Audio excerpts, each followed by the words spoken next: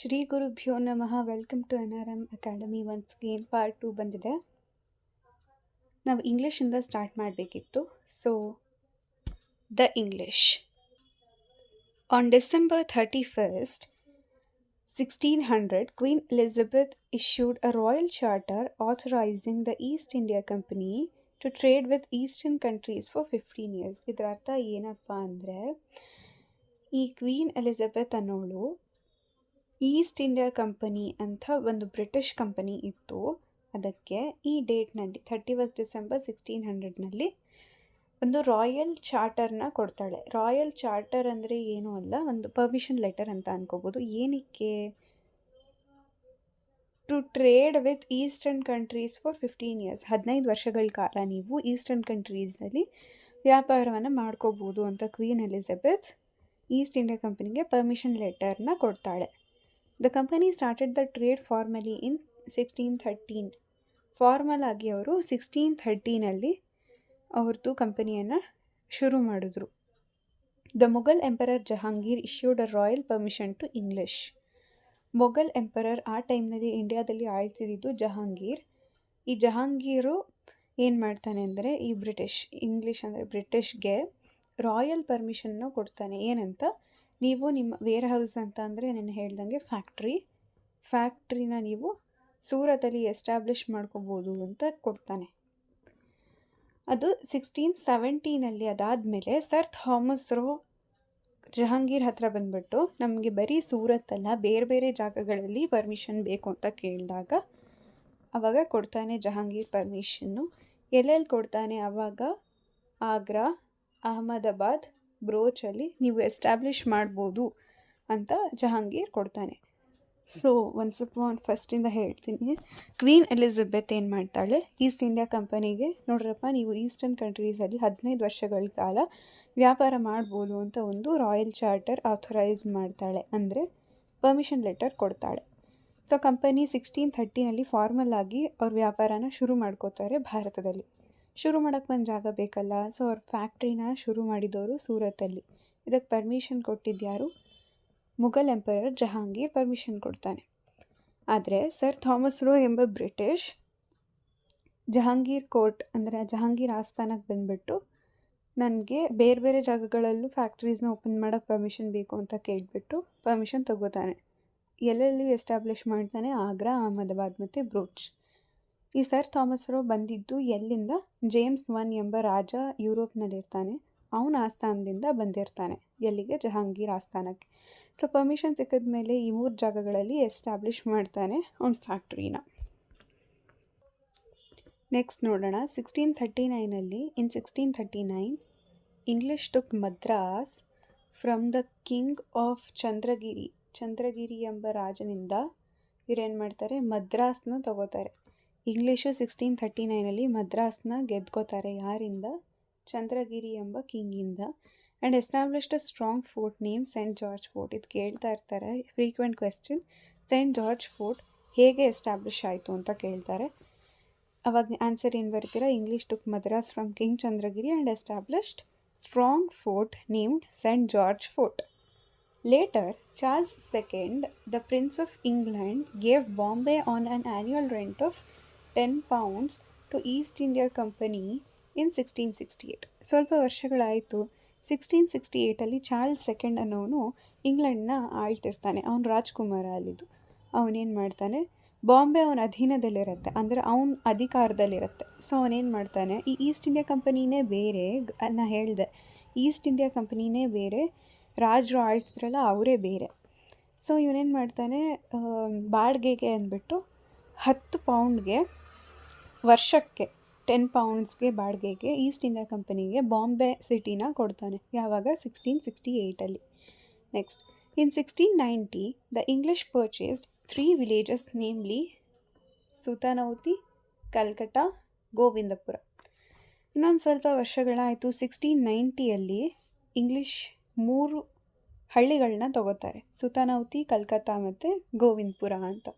On the banks of Hooghly river ಬರೋದು West Bengal ಹತ್ರ. ಇದು ಯಾವುದು ಮ್ಯಾಪಿಗೆ ಕೇಳಲ್ಲ, ಸೊ ತಲೆ ಕೆಡಿಸ್ಕೋಬೇಡಿ. ಬಟ್ ಇದು ಇಂಪಾರ್ಟೆಂಟ್ ಅಂತ ನೆನ್ಪಿಟ್ಕೊಳ್ಳಿ, ಈ 3 ವಿಲೇಜಸ್ ನೇಮ್ ಮತ್ತು 1690 ಅನ್ನೋದು ಕೂಡ ಒಂದು ತಕ್ಕ ಮಟ್ಟಿಗೆ ಇಂಪಾರ್ಟೆಂಟ್ ಆಗೇ ಇದೆ. ಓಕೆ, ಅಲ್ಲಿ ಹೂಗ್ಲಿ ರಿವರ್ ಹತ್ತಿರ ಏನು ಬಿಲ್ಡ್ ಮಾಡ್ತಾರೆ, ಫೋರ್ಟ್ ವಿಲಿಯಮ್ನ ಬಿಲ್ಡ್ ಮಾಡ್ತಾರೆ. ಇದೂ important. Don't confuse with Saint George Fort ಮತ್ತು ಫೋರ್ಟ್ ವಿಲಿಯಮ್, ಕನ್ಫ್ಯೂಷನ್ ಬೇಡ. 1690 ಇಂಗ್ಲೀಷ್ ಏನು ಮಾಡ್ತಾರೆ, ಸುತನಾವತಿ, ಕಲ್ಕತ್ತಾ, ಗೋವಿಂದಪುರ ಎಂಬ 3 ಹಳ್ಳಿಗಳನ್ನ ತಗೋತಾರೆ ಹೂಗ್ಲಿ ರಿವರ್ ಹತ್ತಿರ. ಅಲ್ಲಿ ಫೋರ್ಟ್ ವಿಲಿಯಮ್ನ ಕಟ್ತಾರೆ. Next, the city of Calcutta grew around this fort. Calcutta city ಹತ್ತಿರ ಕಟ್ಟಿರೋದ್ರಿಂದ, ಅಂದರೆ ಅದು ಬೆಳೀತಾ ಬಂತು, ಆ ಸಿಟಿ ಡೆವಲಪ್ ಆಗ್ತಾ ಬಂತು ಈ ಫೋರ್ಟ್ ಸುತ್ತಮುತ್ತ ಅಂತ. ಯಾವ ಫೋರ್ಟ್? ವಿಲಿಯಮ್ ಫೋರ್ಟ್ ಸುತ್ತಮುತ್ತ. By the end of 17th century, the English had established Bombay, Madras and Calcutta as the centers of their presidencies. 17th century end ಆಗೋ ಹೊತ್ತಿಗೆ ಇಂಗ್ಲೀಷ್ ಏನು ಮಾಡ್ತಾರೆ, ಬಾಂಬೆ, ಮದ್ರಾಸ್ ಮತ್ತು ಕಲ್ಕತ್ತಾ ಎಂಬ 3 ಪ್ರೆಸಿಡೆನ್ಸೀಸ್ ಅಂತಂದರೆ ಮೇಯ್ನ್ ಅಡ್ಮಿನಿಸ್ಟ್ರೇಟಿವ್ ಸೆಂಟರ್ಸ್ನ ಎಸ್ಟಾಬ್ಲಿಷ್ ಮಾಡ್ತಾರೆ. ಅಂದರೆ ಅವರು ಜಾಸ್ತಿ ಕೆಲಸ ಮಾಡ್ತಿದ್ದು ಆ 3 ಜಾಗಗಳೇ. ಒಂದು ಹೆಡ್ ಆಫೀಸ್ ಥರ ಅಂತ ಕಲ್ಪನೆ ಮಾಡ್ಕೋಬೋದು. By the later part of 18th century, English made Calcutta their capital city. ಕಲ್ಕತ್ತಾವನ್ನು ಕ್ಯಾಪಿಟಲ್ ಸಿಟಿಯಾಗಿ ಇಂಗ್ಲೀಷ್ ಮಾಡ್ಕೋತಾರೆ. ನೆನಪಿರಲಿ, Goa was the administrative centre of Portuguese. ಇಂಗ್ಲೀಷ್ದು ಅಡ್ಮಿನಿಸ್ಟ್ರೇಟಿವ್ ಸೆಂಟರ್ ಯಾವುದು? ಕಲ್ಕತ್ತಾ, ಅಂದರೆ capital city. They implemented their own civil and criminal procedure codes in the areas that were under their control. ಅವರ ವಶದಲ್ಲಿದ್ದಂತಹ ಜಾಗಗಳಲ್ಲಿ civil and criminal procedure codes ಅಂದರೆ ಕಾನೂನುಗಳು, civil ಮತ್ತು criminal ಲಾಸ್ನ ತರ್ತಾರೆ. ಇದಿಷ್ಟು ಇಂಗ್ಲೀಷ್ ಬಗ್ಗೆ ಆಯಿತು. ನೆಕ್ಸ್ಟ್ ಫ್ರೆಂಚ್ ಬಗ್ಗೆ ನೋಡ್ತಾ ಹೋಗೋಣ. The French East India company started as government own company ಇನ್ 1664. ಈ ಡೇಟ್ ತುಂಬ ಇಂಪಾರ್ಟೆಂಟ್, ಕೇಳ್ತಾನೇ ಇರ್ತಾರೆ.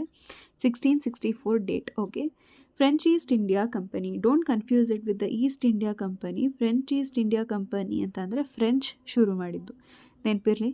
ಫಸ್ಟ್ ಬಂದಿದ್ದು ಯಾರು ಭಾರತಕ್ಕೆ? ಪೋರ್ಚುಗೀಸ್, ನಂತರದಲ್ಲಿ ಡಚ್, ನಂತರದಲ್ಲಿ ಬ್ರಿಟಿಷ್, ನಂತರದಲ್ಲಿ ಫ್ರೆಂಚ್ ಬರ್ತಾರೆ. ಇವರು ಸಹ ಇವರ ಕಂಪನಿಯನ್ನು ಫ್ರೆಂಚ್ ಈಸ್ಟ್ ಇಂಡಿಯಾ ಕಂಪನಿ ಅಂತ ಹೆಸರಿಟ್ಟಿರ್ತಾರೆ. ಇದು government own company, British company ಥರ ಅಲ್ಲ. ಇದು ಗೌರ್ಮೆಂಟ್ ಅಧಿಕಾರದಲ್ಲೇ ಇದ್ದಂತಹ ಕಂಪನಿ.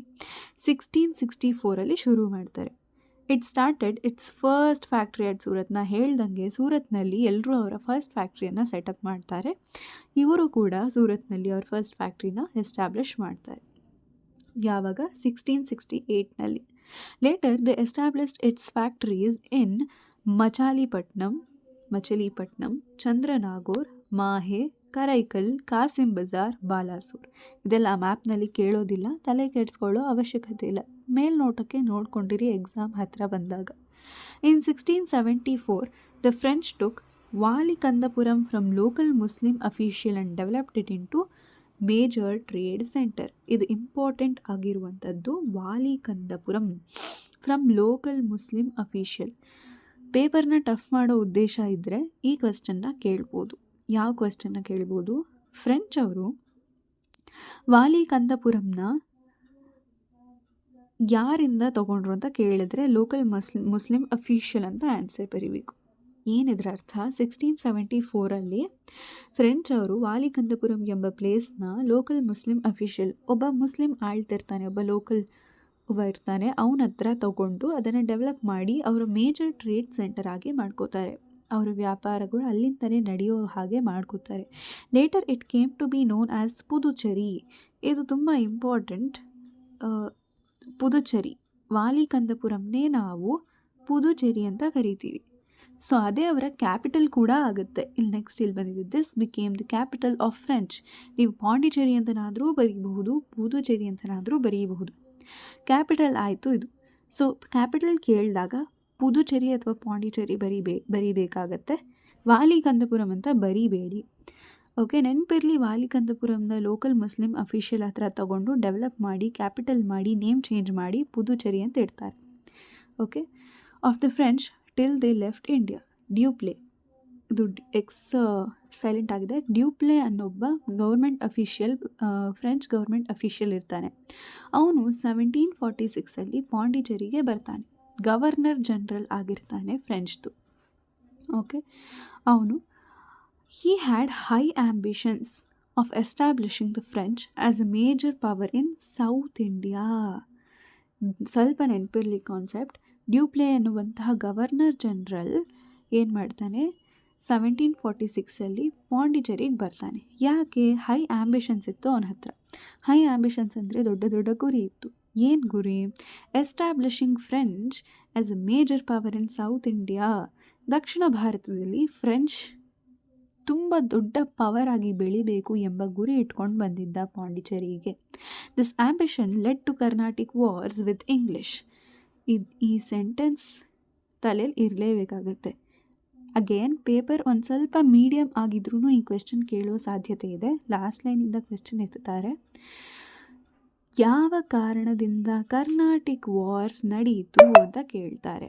ಆಗ ನೀವು ಬರೀಬೇಕಾಗಿರುವಂಥದ್ದು ಏನು? ಡ್ಯೂಪ್ಲೆ ಹೈಲಿ ಆ್ಯಂಬಿಷಿಯಸ್ ಆಗಿದ್ದ, ಅಂದರೆ ದೊಡ್ಡ ದೊಡ್ಡ ಗುರಿಗಳಿಟ್ಕೊಂಡಿದ್ದ. ಸೌತ್ ಇಂಡಿಯಾದಲ್ಲಿ ಫ್ರೆಂಚ್ನ ಮೇಜರ್ ಪವರ್ ಆಗಿ ಎಸ್ಟಾಬ್ಲಿಷ್ ಮಾಡೋದು ಒಂದು ಗುರಿಯಾಗಿತ್ತು. ಈ ಆ್ಯಂಬಿಷನ್ ಕರ್ನಾಟಿಕ್ ವಾರ್ಗೆ ಸಪೋರ್ಟ್ ಮಾಡ್ತು ಅಂತ ಬರೀಬೇಕು. ಇಂಗ್ಲೀಷಲ್ಲಿ ಏನಂತ ಬರೀತೀರಾ? ಡ್ಯೂಪ್ಲೆ had high ambitions of establishing French as a major power in South India. This ambition led to Carnatic wars with the English. Next ಬರೋದು ತುಂಬ important topic, that is Carnatic wars. ಬನ್ನಿ ನೋಡೋಣ. The competition between English and the French. The Portuguese and the Dutch had withdrawn from India, unable to withstand the competition from French and English by the middle of 18th century. ಈ ಸೆಂಟೆನ್ಸ್ನ ಅರ್ಥ ಏನು ಅಂದರೆ, Portuguese ಮತ್ತು ಡಚ್ಚರು ಭಾರತವನ್ನು, ಅಂದರೆ ಪೋರ್ಚುಗೀಸರು ಇದ್ದರು, ಡಚ್ಚರು ಹೊಟ್ಟೋಗಿದ್ರು ಭಾರತದಿಂದ. Withdrawn from India, unable to withstand. ಇವ್ರಿಗೆ ಫ್ರೆಂಚ್ ಮತ್ತು ಬ್ರಿಟಿಷ್ ತುಂಬ ಸ್ಟ್ರಾಂಗ್ ಆಗಿದ್ದರಿಂದ, ಫ್ರೆಂಚ್ ಆ್ಯಂಡ್ ಇಂಗ್ಲಿಷ್ ಸ್ಟ್ರಾಂಗ್ ಆಗಿದ್ದರಿಂದ ಡಚ್ಚರಿಗೆ ತಡ್ಕೊಳಕ್ಕಾಗಲಿಲ್ಲ. ಸೊ ಅವರು ಹೊಟ್ಟೋದ್ರು ಭಾರತದಿಂದ. ಆದರೆ ಪೋರ್ಚುಗೀಸರು ಇದ್ದರು, ಅವರ ಪವರ್ ತುಂಬ ಕಡಿಮೆ ಆಗಿತ್ತು. ಅವರು ಸಾಮ್ರಾಜ್ಯವನ್ನು ಒಂದು ಆಳೋ ರೀತಿಯಲ್ಲಿ ಏನಿರಲಿಲ್ಲ. ಓಕೆ, ಸೊ ಇವರಿಬ್ಬರು ಕಾಂಪಿಟೇಷನ್ ಕಡಿಮೆ ಆಗೋಯಿತು. ಫ್ರೆಂಚ್ ಆ್ಯಂಡ್ ಇಂಗ್ಲೀಷ್ ಅವರೇ ಇದ್ದರು ಭಾರತದಲ್ಲಿ ಮಿಡಲ್ ಆಫ್ 18th centuryನಲ್ಲಿ. Finally the French and English resorted to show the strength of in order to establish their political supremacy over India. ನಾನೇ ಮೇಲು ಅನ್ನೋ ಸುಪ್ರೀಮಸಿನ ಎಸ್ಟಾಬ್ಲಿಷ್ ಮಾಡೋದಕ್ಕಾಗಿ ಈ ಕರ್ನಾಟಿಕ್ ವಾರ್ಗೆ ಇದು ಹೆಲ್ಪ್ ಆಗುತ್ತೆ. Meanwhile political instability arose in the regions of Hyderabad and Karnataka, eastern part of Tamil Nadu, and both the English and French tried to exploit the situation in their favor. This led to 3 Carnatic wars. ಆ ಕ್ವೆಶ್ಚನ್ಗೆ ಇದು ಕೂಡ ಒಂದು answer ಆಗುತ್ತೆ. ಆ question 2 ಮಾರ್ಕ್ಸಿಗೆ ಕೇಳಿದ್ರೆ ಇದನ್ನು ಸೇರಿಸ್ಕೊಂಡು ಬರೀಬೇಕಾಗತ್ತೆ. ಯಾವ ಕ್ವೆಶ್ಚನ್? 3 ಕರ್ನಾಟಿಕ್ ವಾರ್ಸ್ಗೆ ರೀಸನ್ಸ್ ಏನು ಅಂತ ಕೇಳಿದ್ರೆ 2 ಮಾರ್ಕ್ಸ್ಗೆ ಈ ಪಾಯಿಂಟ್ಸ್ನು ಸೇರಿಸ್ಕೊಂಡು ಬರೀಬೇಕು. ಇಲ್ಲ ಅಂತ 1 ಮಾರ್ಕಿಗೆ ಮಾತ್ರ ಕೇಳಿದ್ರೆ ಆ ಡ್ಯೂಪ್ಲೆ ಹ್ಯಾಡ್ ಹೈ ಆ್ಯಂಬಿಷನ್ ಅನ್ನೋ ಲೈನ್ ಇತ್ತಲ್ಲ ಲಾಸ್ಟ್ ಪ್ಯಾರಾದಲ್ಲಿ, ಅದನ್ನು ಬರೀಬೇಕಾಗತ್ತೆ. ಬನ್ನಿ ಇದು ಅರ್ಥ ಮಾಡ್ಕೊಳ್ಳೋಣ. ಮೀನ್ ವೈಲ್ ಪೊಲಿಟಿಕಲ್ ಇನ್ಸ್ಟೆಬಿಲಿಟಿ, ರಾಜಕೀಯವಾಗಿ ಎಲ್ಲ ಅಲ್ಲೋಲ ಕಲ್ಲೋಲ ಆಗಿಬಿಟ್ಟಿತ್ತು. ಎಲ್ಲಿ? ಹೈದ್ರಾಬಾದ್ ಮತ್ತು ಕರ್ನಾಟಕಲ್ಲಿ. ಏನು ಅಂತ ಮುಂದೆ ನೋಡೋಣ. ಹೈದ್ರಾಬಾದ್ ಅನ್ನೋದು ಪ್ರದೇಶ, ಕರ್ನಾಟಕ ಅನ್ನೋದು ತಮಿಳುನಾಡಿನ ಈಸ್ಟರ್ನ್ ಪೂರ್ವ ಭಾಗದಲ್ಲಿ ಇದೆ. And both the English and French tried to exploit the situation. ಮೊದಲೇ ಹಾಳಾಗಿರೋ ಸಿಚುವೇಶನ್ನ ಹೈದ್ರಾಬಾದ್ ಮತ್ತು ಕರ್ನಾಟಕಲ್ಲಿ ಅವ್ರಿಗೆ ಹೇಗೆ ಬೇಕೋ ಹಾಗೆ ಬಳಸ್ಕೊಳ್ಳೋದು, ಎಕ್ಸ್ಪ್ಲಾಯ್ಟ್ ಮಾಡೋದು ಸಿಚುವೇಶನ್ನ ಇನ್ ದೇರ್ ಫೇವರ್. ಅವ್ರಿಗೆ ಬೇಕಾದಂಗೆ ಬಳಸ್ಕೊಳ್ಳೋದನ್ನು ಮಾಡಿದ್ರು.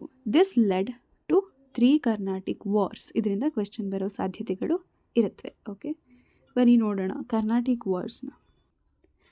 This map is not at all important. First Carnatic war. On the request of Dupleix ಹೇಳಿದ್ನಲ್ಲ, governor general of French, La Bourdonnais, again pronunciation important ಅಲ್ಲ, ವರ್ಡ್ ಇಂಪಾರ್ಟೆಂಟ್. ಡ್ಯೂಪ್ಲೆ ರಿಕ್ವೆಸ್ಟ್ ಮಾಡ್ತಾನೆ La Bourdonnais ಅನ್ನೋ ಒಬ್ಬನ. ಅವನು ಫ್ರೆಂಚ್ ಮಿಲಿಟ್ರಿಲಿ ಕೆಲಸ ಮಾಡ್ತಿರ್ತಾನೆ, leader of the French military from Mauritius ಅನ್ನೋದು ದೇಶ. ಅಲ್ಲಿ ಫ್ರೆಂಚ್ ಮಿಲಿಟ್ರಿ ಲೀಡರಾಗಿ ಕೆಲಸ ಮಾಡ್ತಿದ್ದಂತಹ ಲಾ ಬೌರ್ದನೀಸ್ಗೆ ಡ್ಯೂಪ್ಲೆ ರಿಕ್ವೆಸ್ಟ್ ಮಾಡ್ತಾನೆ, ಬಾಪ್ಪ ಭಾರತಕ್ಕೆ ಬಾ, ಮದ್ರಾಸ್ನ ಗೆದ್ಕೊಡು ನನಗೆ ಅಂತ. ಸೊ ಅವ್ನು ಬಂದು ಇನ್ವೇಡ್ ಅಂದರೆ ಅಟ್ಯಾಕ್ ಮಾಡ್ತಾನೆ ಮದ್ರಾಸ್ನ ಆ್ಯಂಡ್ ಕ್ಯಾಪ್ಚರ್ಡ್ ಇಟ್. ಗೆಲ್ತಾನೆ ಮದ್ರಾಸ್ನ ಫ್ರಮ್ ಇಂಗ್ಲೀಷ್. ಮುಂಚೆ ಯಾರ ಕೈಲಿತ್ತು ಅಂತ ಅರ್ಥ, ಇಂಗ್ಲೀಷ್ ಕೈಯಲ್ಲಿದ್ದನ್ನ ಫ್ರೆಂಚ್ ಅವರು ಲಾ ಬೌರ್ದನೀಸ್ ಹೆಲ್ಪಿಂದ ತಗೊಂಡ್ರು. This forced the helpless British to request the help of Anwaruddin. ಇಲ್ಲಿ ತಿಳ್ಕೊಬೇಕಾಗಿರೋದು ನೀವು, ಫಸ್ಟ್ ಇಂಗ್ಲೀಷ್ ಹತ್ರ ಈ ಮದ್ರಾಸ್ ಇತ್ತು, ಫ್ರೆಂಚ್ ಅವರು ಲಾ ಬೌರ್ದನೀಸ್ ಹೆಲ್ಪಿಂದ ಅದನ್ನು ತಗೊಂಡ್ರು. This forced the helpless British to request the help of Anwaruddin. ಇಲ್ಲಿ ಅನ್ವರುದ್ದೀನ್ ಅನ್ನೊಬ್ಬವನು ನವಾಬ್ ಆಫ್ ಕರ್ನಾಟಕ ಆಗಿರ್ತಾನೆ. ನವಾಬ್ ಅಂದರೆ ರಾಜ ಅಂತ ಅರ್ಥ ಮಾಡ್ಕೋಬೋದು. ಅವನು ಕರ್ನಾಟಕಲ್ಲಿ ಆಳ್ತಿರ್ತಾನೆ.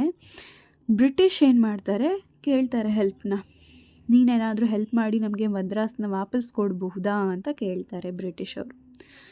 ಆವಾಗ ಅನ್ವರುದ್ದೀನ್ ಅವನ ಆರ್ಮಿನ ಕಳಿಸ್ತಾನೆ. ಆದರೆ they failed to defeat the ಫ್ರೆಂಚ್ನ ಸೋಲ್ಸೋದ್ರಲ್ಲಿ ಅವರು ಫೇಲ್ ಆಗ್ತಾರೆ.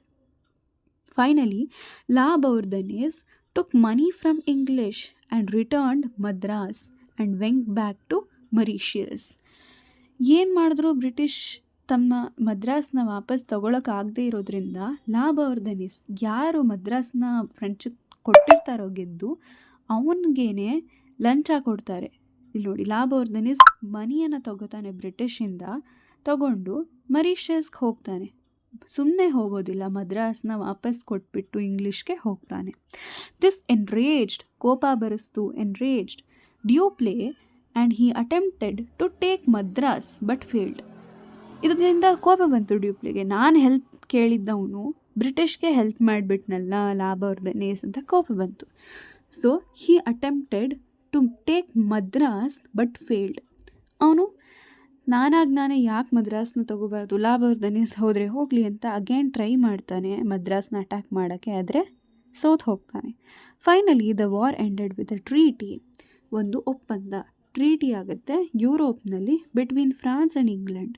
ಫ್ರೆಂಚ್ ಮತ್ತು ಬ್ರಿಟಿಷ್ ಮಧ್ಯದಲ್ಲಿ ಒಂದು ಟ್ರೀಟಿ ಆಗುತ್ತೆ. ಈ treaty is very very important treaty. That is Aix-la-Chapelle. Again, pronunciation is not very important. Word is very very important. ಇದು ಕೇಳುವಂತಹ ಒಂದು important 3 mark R 2 mark question ಆಗಿದೆ. ಓಕೆ, ಬನ್ನಿ ಸೆಕೆಂಡ್ ಕರ್ನಾಟಿಕ್ ವಾರ್ನ ನೋಡೋಣ. ಸೆಕೆಂಡ್ ಕರ್ನಾಟಿಕ್ ವಾರ್ ನಿಮಗೆ ಬಿಟ್ confusing ಅಂತ ಅನ್ನಿಸ್ಬಹುದು, ಆದರೆ concentrate ಮಾಡಿದ್ರೆ ಯು ಕ್ಯಾನ್. ಹಿನ್ನೆಲೆ ಒಂದು ಸ್ಟೋರಿಯನ್ನು ಇಲ್ಲಿ ಬಾಕ್ಸ್ನಲ್ಲಿ ಕೊಟ್ಟಿದ್ದಾರೆ, ಒಂದು ಸ್ಟೋರಿನ ಇಲ್ಲಿ ಬಾಕ್ಸಲ್ಲಿ ಕೊಟ್ಟಿದ್ದಾರೆ.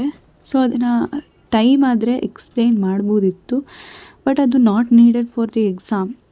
Okay, so main point second Carnatic ವಾರ್ನೇ ಶುರು ಮಾಡ್ಕೊಂಡು ಹೋಗ್ತೀನಿ, ನಿಮ್ಗೆ ಅರ್ಥ ಆಗುತ್ತೆ ಅಂತ ಅಂದ್ಕೊಂಡಿದ್ದೀನಿ. ಓಕೆ, ಈ ಡೇಟ್ ತುಂಬ important. In the changed circumstances, French made Salabat Jung, another son of Asaf Jah, as the Nizam of Hyderabad. ಏನಪ್ಪ ಇದರ ಅರ್ಥ ಅಂದರೆ, ಫ್ರೆಂಚು ಸಲಬತ್ ಜಂಗ್ ಎಂಬವನ ನಿಜಾಮ್ ಆಫ್ ಹೈದರಾಬಾದ್ ಆಗಿ ಮಾಡ್ತಾರೆ. ಇಲ್ಲಿ ನಿಜಾಮ್ ಅಂದ್ರೂ ರಾಜ ಅಂತಲೇ ಅರ್ಥ. ಇಲ್ಲಿ 2 ಪ್ರದೇಶ ಬರುತ್ತೆ ಅಂತ ಮುಂಚೆನೇ ಹೇಳಿದ್ವಿ, ಹೈದರಾಬಾದ್ ಮತ್ತು ಕರ್ನಾಟಕ, ಕನ್ಫ್ಯೂಷನ್ ಬೇಡ. ನವಾಬ್ ಆಫ್ ಕರ್ನಾಟಕಕ್ಕೆ ಯಾವಾಗಲೂ ನವಾಬ್ ಅಂತೀವಿ ರಾಜನ್ನ. ನಿಜಾಮ್ ಆಫ್ ಹೈದರಾಬಾದ್ ಅಂತ ಅಂದರೆ, ನಿಜಾಮ್ ಅಂದರೆ ರಾಜ. ಇಲ್ಲಿ ಸಲಬತ್ ಜಂಗ್ ಒಬ್ಬ ಇರ್ತಾನೆ, ಅಸಫ್ ಜಾ ಮಗ, ಅವನನ್ನು ಫ್ರೆಂಚು ನಿಜಾಮ್ ಆಫ್ ಹೈದರಾಬಾದ್ ಆಗಿ ಮಾಡ್ತಾನೆ. ಓಕೆ, ನೆಕ್ಸ್ಟ್ ನೋಡ್ತಾ ಹೋಗೋಣ. An officer named ಬುಸ್ಸಿ was appointed in Hyderabad for his protection by the French. ಈಗ ಫ್ರೆಂಚ್ ಅವ್ರು ಏನು ಮಾಡಿದ್ದಾರೆ, ಸಲಬತ್ ಜಂಗ್ ಅನ್ನೋವನ್ನ ನಿಜಾಮ್ ಆಫ್ ಹೈದರಾಬಾದ್ ಆಗಿ ಮಾಡಿದ್ದಾರೆ. ಅವನ್ನ ಪ್ರೊಟೆಕ್ಟ್ ಮಾಡಬೇಕು, ಇಲ್ಲಾಂದರೆ ಬ್ರಿಟಿಷರು ಬಂದು ಅಟ್ಯಾಕ್ ಮಾಡೋ ಚಾನ್ಸಸ್ ತುಂಬ ಇರುತ್ತೆ. ಅದಕ್ಕೋಸ್ಕರ ಬುಸ್ಸಿ ಅನ್ನೋಂಥ ಆಫೀಸರ್ನ ಫ್ರೆಂಚ್ ಅವರು ಅಪಾಯಿಂಟ್ ಮಾಡ್ತಾರೆ ಹೈದರಾಬಾದಲ್ಲಿ ಪ್ರೊಟೆಕ್ಷನ್ಗಾಗಿ. ಯಾರ ಪ್ರೊಟೆಕ್ಷನ್ಗಾಗಿ? ಸಲಬತ್ ಜಂಗ್ ಮತ್ತು ಹೈದರಾಬಾದ್ನ ಪ್ರೊಟೆಕ್ಷನ್ಗಾಗಿ. ಇನ್ ಕರ್ನಾಟಕ, ಇನ್ನೊಂದು ಪ್ರದೇಶಕ್ಕೆ ಬರ್ತಿದ್ದೀವಿ. In Karnataka, Chanda Sahib had become the nawab with the help of French. ಆವಾಗಲೇ ಫಸ್ಟ್ ಕರ್ನಾಟಿಕ್ ವಾರಲ್ಲಿ ಯಾರಿದ್ದಿದ್ದು ನವಾಬಾಗಿ? ಅನ್ವರುದ್ದೀನ್ ಇದ್ದ. ಓಕೆ, ಅಲ್ಲಿ ನವಾಬ್ ಯಾರಿದ್ದಿದ್ದು? ಅನ್ವರುದ್ದೀನ್. ಆದರೆ ಇಲ್ಲಿ ಫ್ರೆಂಚ್ ಹೆಲ್ಪಿಂದ ಚಂದಾ ಸಾಹೇಬ್ ಎನ್ನೋನು ಏನಾಗ್ತಾನೆ? ನವಾಬ್ ಆಗ್ತಾನೆ ಕರ್ನಾಟಕದ್ದು. Robert Clive of East India company attacked Arcot. ಮೂರನೇ ಪ್ರದೇಶ ಬರ್ತಿದೆ, ಡೋಂಟ್ ಗೆಟ್ ಕನ್ಫ್ಯೂಸ್ಡ್. ಆರ್ಕಾಟ್ ಅನ್ನೋದು ಕ್ಯಾಪಿಟಲ್ ಸಿಟಿ ಆಫ್ ಕರ್ನಾಟಕಲ್ಲೇ ಬರುವಂತಹ ಸಿಟಿ ಆರ್ಕಾಟ್. ಅದನ್ನು Robert Clive of East India company ಅಂದರೆ ಬ್ರಿಟಿಷ್ ಅಧಿಕಾರಿ ರಾಬರ್ಟ್ ಕ್ಲೈವ್ ಅಟ್ಯಾಕ್ ಮಾಡ್ತಾನೆ ಕರ್ನಾಟಕನ, ಅಂದರೆ ಆರ್ಕಾಟ್ನ ಅಟ್ಯಾಕ್ ಮಾಡ್ತಾನೆ, ಕ್ಯಾಪಿಟಲ್ ಸಿಟಿ ಆಫ್ ಕರ್ನಾಟಕನ. ಚಾಂದ್ ಸಾಹೇಬಲ್ಲಿ ಆಗಿರ್ತಾನಲ್ಲ ನವಾಬು, ಫ್ರೆಂಚ್ ಸಹಾಯದಿಂದ ಅವನ್ನ ಡಿಫೀಟ್ ಮಾಡ್ತಾನೆ, ಸೋಲಿಸ್ಬಿಡ್ತಾನೆ. Chand Sahib was imprisoned and later killed in the war. Robert Clive East India ಕಂಪನಿಯವನು ಏನು ಮಾಡ್ತಾನೆ, ಚಾಂದ್ ಸಾಹೇಬ್ನ ಡಿಫೀಟ್ ಮಾಡಿ ಕರ್ನಾಟಕ ಮೇಲೆ ಅಟ್ಯಾಕ್ ಮಾಡ್ತಾನೆ. ಚಾಂದ್ ಸಾಹೇಬ್ನ ಇಂಪ್ರಿಸನ್ ಮಾಡ್ತಾನೆ, ಜೈಲ್ಗೆ ಹಾಕ್ತಾನೆ. And later killed him in the war. ಆಮೇಲೆ ಸಾಯಿಸ್ತಾರೆ. In the place of Chand Sahib, ಈಗ ರಾಬರ್ಟ್ ಕ್ಲೈವ್ ಬ್ರಿಟಿಷ್ ಅವನಾಗಿರೋದ್ರಿಂದ in the place of Chand ಸಾಹೇಬ್ನ ಸಾಯಿಸಿದ್ರಲ್ಲ ಬ್ರಿಟಿಷು, ಚಾಂದ್ ಸಾಹೇಬ್ ಫ್ರೆಂಚ್ ಕಡೆಯವನಾಗಿರ್ತಾನೆ, ಸೊ ಸಾಯಿಸಿದ್ರು ಬ್ರಿಟಿಷ್ ಅವರು. ಚಾಂದ್ ಸಾಹೇಬ್ ಬದಲಾಗಿ ಇಂಗ್ಲಿಷ್ ನೇಮ್ಡ್ ಮೊಹಮ್ಮದ್ ಅಲಿ ಅನ್ನೋನೊಬ್ಬ ಇರ್ತಾನೆ, ಅನ್ವರುದ್ದೀನ್ನ ಮಗ. ಮುಂಚೆ ಯಾರು ಬ್ರಿಟಿಷ್ನ ಹೆಲ್ಪಿಂದ ನವಾಬ ಆಫ್ ಕರ್ನಾಟಕ ಆಗಿರ್ತಾನೋ ಫಸ್ಟ್ ಕರ್ನಾಟಿಕ್ ವಾರ್ನಲ್ಲಿ, ಅವನ ಮಗ ಮೊಹಮ್ಮದ್ ಅಲಿ ಅಗೇನ್ ಬ್ರಿಟಿಷ್ನ ಹೆಲ್ಪಿಂದ ಇಲ್ಲಿ ನವಾಬ್ ಆಗ್ತಾನೆ. The second Carnatic war ended with the treaty of Pondicherry. Very very important. The French recalled Dupleix. ಇದರ ಅರ್ಥ ಹೇಳ್ತೀನಿ. ಕೊನೆಗೂ ಈ ವಾರ್ ಎಂಡ್ ಆಗಿದ್ದು ಟ್ರೀಟಿ ಆಫ್ ಪಾಂಡಿಚೇರಿ ಎಂಬ ಒಪ್ಪಂದದ ಮುಖಾಂತರ. The French recalled ಡ್ಯೂಪ್ಲೆ.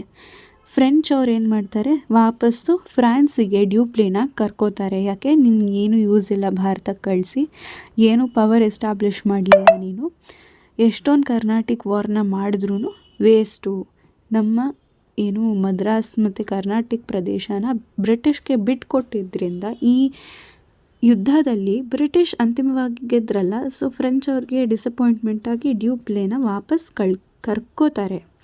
This war brought laurels to English. Laurels ಅಂತ ಅಂದರೆ ಲಾಭ ತಂದುಕೊಡ್ತು. ಯಾರಿಗಪ್ಪ, ಇಂಗ್ಲೀಷ್ಗೆ, ಯಾಕೆಂದರೆ ಗೆದ್ದಿದ್ದವ್ರೆ. While the French suffered political setback. ಅವ್ರಿಗೊಂದು ದೊಡ್ಡ ಸೋಲಾಯಿತು, ರಾಜಕೀಯ ಸೋಲಾಗಿದ್ದಾಯಿತು. ಇದರ ಸಾರಾಂಶ ಏನೂ ಇಲ್ಲ, ಫಸ್ಟಿಂದ ಇನ್ನೊಂದು ಸತಿ ಹೇಳ್ತೀನಿ. 1749 54ವರೆಗೆ ನಡೆದಂತಹ ಸೆಕೆಂಡ್ ಕರ್ನಾಟಿಕ್ ವಾರಲ್ಲಿ ಏನಪ್ಪ ಆಯಿತು ಅಂದರೆ, ಫ್ರೆಂಚು ಸಲಬತ್ ಜಂಗ್ ಅಸಫ್ ಜಾ ಮಗ ಅವನನ್ನು ಹೈದ್ರಾಬಾದ್ನ ಕಿಂಗ್ ಮಾಡ್ತಾರೆ. ಇಲ್ಲಿಗೆ ಹೈದ್ರಾಬಾದ್ ಕತೆ ಮುಗೀತು. ಆದರೆ ಪ್ರೊಟೆಕ್ಷನ್ಗಾಗಿ ಬುಸ್ಸಿ ಅನ್ನೋನ ಅಪಾಯಿಂಟ್ ಮಾಡ್ತಾರೆ ಫ್ರೆಂಚು ಹೈದ್ರಾಬಾದ್ನಲ್ಲಿ. ಓಕೆ, ಇಲ್ಲಿಗೆ ಹೈದ್ರಾಬಾದ್ ಕತೆ ಮುಗೀತು. ಇನ್ ದ ಕರ್ನಾಟಕ, ಇನ್ನೊಂದು ಪ್ರದೇಶ ಕರ್ನಾಟಕಕ್ಕೆ ಬರ್ತಾ ಇದ್ದೀವಿ. ಅಲ್ಲಿ ಚಾಂದ್ ಸಾಹೇಬು ನವಾಬ್ ಆಗಿರ್ತಾನೆ ಫ್ರೆಂಚ್ ಹೆಲ್ಪಿಂದ. ಆದರೆ ರಾಬರ್ಟ್ ಕ್ಲೈವ್ ಅನ್ನೋನು ಬ್ರಿಟಿಷ್ ಅವನು ಚಾಂದ್ ಸಾಹೇಬ್ನ ಸಾಯಿಸ್ಬಿಟ್ಟು ಈ ಕರ್ನಾಟಕನ ಗೆಲ್ತಾನೆ. ಹೇಗೆ?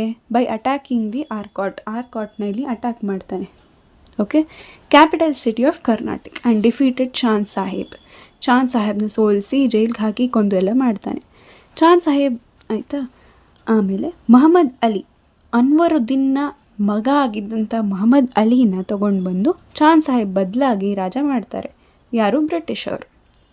ಟ್ರೀಟಿ ಆಫ್ ಪಾಂಡಿಚೇರಿಯಿಂದ ಈ ಯುದ್ಧ ಮುಗಿಯುತ್ತೆ. ಡ್ಯೂಪ್ಲೆನ ವಾಪಸ್ ಫ್ರೆಂಚ್ ಅವರು ಯೂಸ್ಲೆಸ್ ಅಂತ ಕರ್ಕೋತಾರೆ ವಾಪಸ್ ಫ್ರಾನ್ಸ್ಗೆ. ಇದರಿಂದ ಇಂಗ್ಲೀಷ್ಗೆ ಎಷ್ಟು ಲಾಭ ಆಯಿತೋ ಅಷ್ಟೇ ಲಾಸ್ ಫ್ರೆಂಚ್ಗೆ ಆಯಿತು. Very very important 2 or 3 mark question ಬಂದೇ ಬರುವಂಥ ಗ್ಯಾರಂಟೀಡ್ ಕ್ವೆಶ್ಚನ್ ಇದು. ಇಲ್ಲಿ ಆಫೀಸರ್ಸ್ ನೇಮ್ನ ನೆನ್ಪಿಟ್ಕೊಳ್ಳೋದು ತುಂಬ ಇಂಪಾರ್ಟೆಂಟ್.